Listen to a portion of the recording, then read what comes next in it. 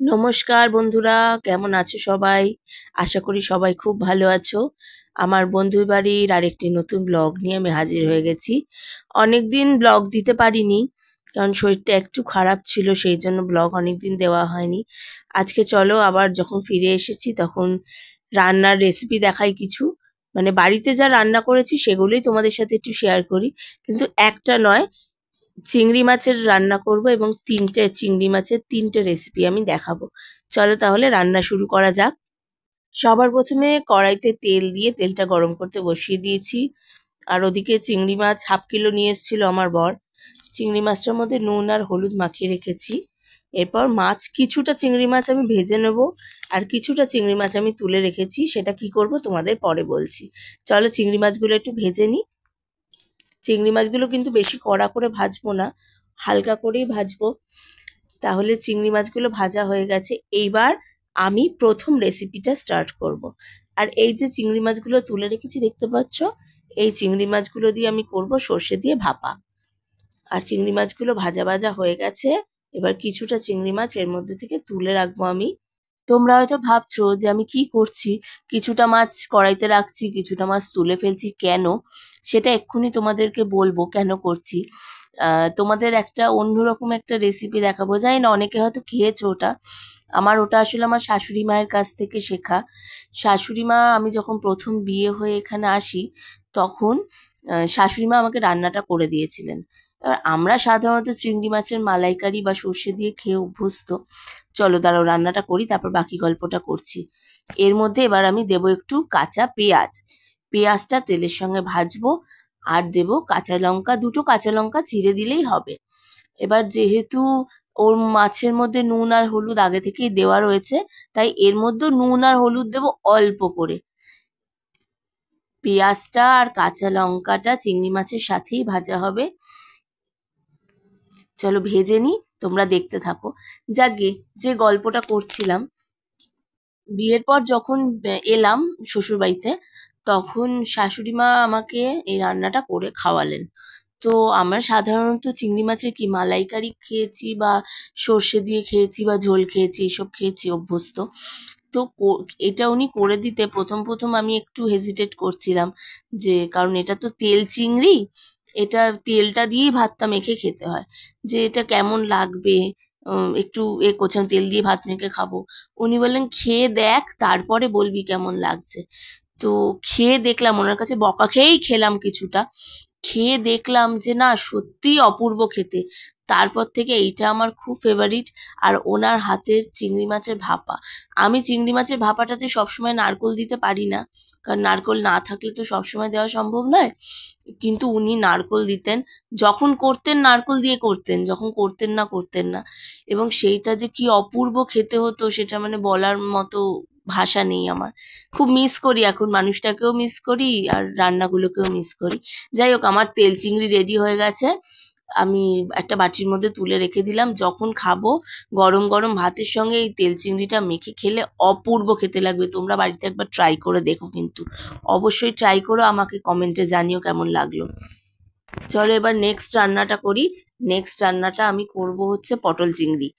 যে চিংড়ি মাছগুলো ভেজে রেখে দিয়েছিলাম সেটা দিয়ে করব পটল চিংড়ি। এইটা আমার জন্য, পটল চিংড়িটা আমার বরের জন্য।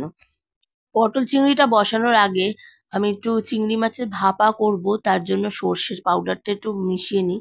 সেটা একটু তৈরি করে নিই। গরম জল করে নিয়েছি, তার মধ্যে সানরাইজের সর্ষে পাউডার ছিল, সেইটা মিশিয়ে দিলাম। একটু নুন দিয়ে দিলাম, কারণ নুনটা আমি সর্ষের মধ্যেই দিয়ে দিই সব সময়, কারণ তাহলে সর্ষের তেতো ভাবটাও থাকে না, পাউডারের হলেও একটা তিতকুটে ভাব থাকে। আর দিলাম অল্প একটু হলুদ গুঁড়ো। এইটা দিয়ে মিশিয়ে নেবো। আর যখন ভাপাটা বসাবো তখন কাঁচা লঙ্কা দিয়ে দেবো, ঝাল হয়ে যাবে। এটা এখন 20 মিনিট মতো ভেজানো থাক। ততক্ষণে আমার পটল চিংড়ি রেডি হয়ে যাবে। পটল চিংড়ির জন্য আলু ডুমো ডুমো করে পটল কেটে নিয়েছি। আর পেঁয়াজও আমার টুকরো করা রয়েছে। এবার পটলগুলোকে একটু ভেজে নেবো। ভেজে আগে পটলগুলোকে তুলে রেখে দেবো, তারপর আলুগুলোকে ভাজবো। চলো পটলগুলোকে একটু ভেজে নিই। আলু বা পটল যখনই আমি ভাজি তরকারির জন্য, আমি তার মধ্যে একটু সামান্য নুন আর হলুদ একটু দিয়ে তারপরে আমি ভাজি। কারণ তা না হলে যখন খেতে বসি না, ও পটলগুলো আর আলুগুলো না কেমন পাংশে পাংশে লাগে, মানে ঠিক নোনতা ভাবটা আসে না। আর রান্নাটাও তখন কেমন হয়ে যায় যতই তরকারিতে নুন থাক। আমি সেজন্য একটু আলাদা করে নুন দিয়ে তারপরে আমি ভাজি ওগুলো। পটলগুলো এখানে ভাজা হতে থাক, আমি ততক্ষণে পটল চিংড়ির মশলাটা একটা বাটির মধ্যে রেডি করে নিই। হলুদ গুঁড়ো দিয়েছি, ঝাল লঙ্কার গুঁড়ো দিয়েছি, কাশ্মীরি লঙ্কার গুঁড়ো দিয়েছি, জিরে গুঁড়ো দেবো, ধনে গুঁড়ো দেবো। জল জল দিয়ে এবার ভালো করে একটা ঘন একটা পেস্ট তৈরি করে নেবো। আর এর মধ্যে দিয়ে দেবো অল্প একটু টক দই। আমি টমেটোটা ঘরে নেই বলে টমেটোটা আর ইউজ করলাম না, টক দইটা ছিল ওটা দিয়ে দিলাম। টক দই দিলেও খুব খারাপ খেতে হয় না, ভালোই খেতে হয়। চলো টক দইটা দিয়ে এবার ভালো করে একটু ফেটিয়ে নেব, নিয়ে তারপর মশলাটা মেশাবো। আর এদিকে আমার বোধহয় পটলগুলো ভাজা হয়ে গেছে, পটলগুলো তুলে ফেলি তারপরে আলুগুলো দেবো। হ্যাঁ, পটলগুলো ভাজা হয়ে গেছে, তুলে ফেলি চলো।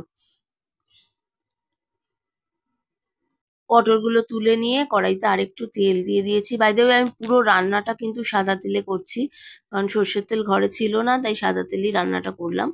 এবার আলুগুলো ছেড়ে দিই। আলুগুলো দিয়ে আবার সেই আগের মতোই সামান্য নুন, সামান্য হলুদ দিয়ে আলুগুলো ভালো করে ভেজে নেবো। ততক্ষণে আলুগুলো ভাজা হোক, ততক্ষণে আমি চিংড়ি মাছের ভাপাটা রেডি করে বসিয়ে দিই চলো। তাহলে যতক্ষণে পটল চিংড়ি হবে, ততক্ষণে আমার ভাপাটাও রেডি হয়ে যাবে। অন্য একটা কড়াইতে জল গরম করতে বসিয়ে দিয়েছি। জলটা গরম হোক ততক্ষণে আমি একটা টিফিন কৌটো নিয়ে তার মধ্যে সর্ষের যে পাউডারটা করে রেখেছিলাম, পেস্টটা, সেটা দিয়ে দিলাম। একটু তোমরা দেখতে পাচ্ছ একটু ঘন হয়নি এটা, একটু পাতলা পাতলাই হয়েছে, কারণ আমার ছেলে একটু ঝোল ঝোল হলে পছন্দ করে খেতে। আর তার মধ্যে সেই নুন হলুদ মাখানো কাঁচা চিংড়ি মাছগুলো দিয়ে দিলাম। এটা যেহেতু ভাপা, সেই জন্য ভাপেই সেদ্ধ হবে। চিংড়ি মাছগুলো দিয়ে এরপর ওর ওপর দিয়ে দুটো কাঁচা লঙ্কা চিড়ে দিয়ে দেবো। আর দিয়ে দেবো একটু কাঁচা সর্ষের তেল। নুন যেহেতু দেওয়া আছে সেই জন্য আর নুন দেবো না, এই দিয়েই হয়ে যাবে। চলো কাঁচা লঙ্কাগুলো দিয়ে দিলাম, দিয়ে এবার আমি একটু কাঁচা সর্ষের তেল ছড়িয়ে দেবো, দিয়ে টিফিন কৌটোর ঢাকা আটকে বসিয়ে দেবো। ব্যাস, তাহলেই হয়ে যাবে। ভাপে 15 মিনিট রাখলেই চিংড়ি মাছের ভাপা রেডি। টিফিন কৌটোটা বসিয়ে দিয়ে একটা সাঁড়াশি চাপা দিয়ে ঢাকা আটকে দিলাম।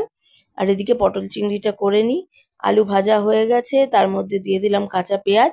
এবার পেঁয়াজটাকেও ভালো করে একটু ভেজে নেবো আলুর সঙ্গে। পেঁয়াজটা ভেজে নিই, তারপরে আবার ফিরে আসছি।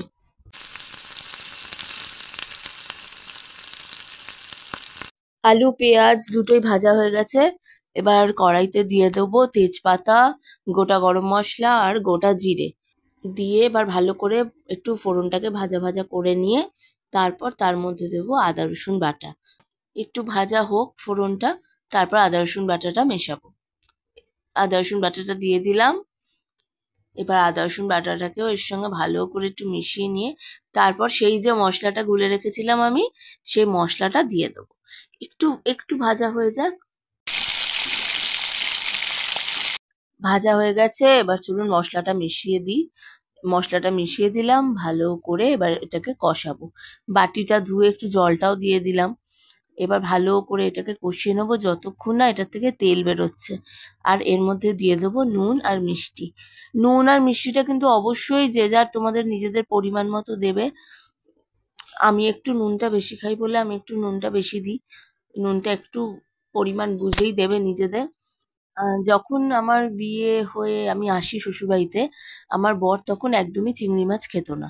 ওর নাকি অ্যালার্জি হতো, আমি কোনোদিন দেখিনি।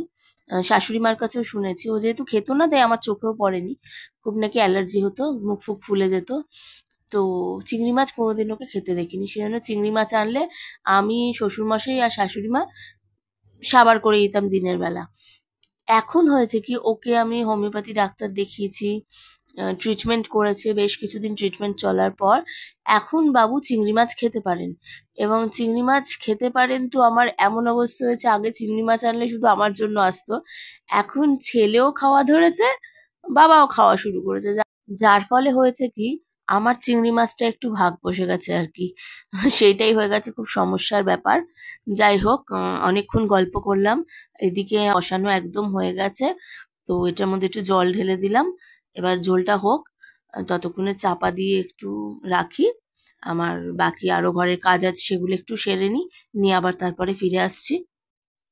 ঢাকা তুলে দেখি বেশ টকবক করে ফুটতে আরম্ভ করেছে ঝোলগুলো। মানে মাছগুলোকে দিলে বোধহয় মাছগুলো এক্ষুনি লম্ফচম্প আরম্ভ করে দেবে। চলুন তাহলে এবার মাছগুলো দিয়ে দিই, দিয়ে তারপর আবার কিছুক্ষণ চাপা দিয়ে রেখে তারপর আবার ফিরে আসছি।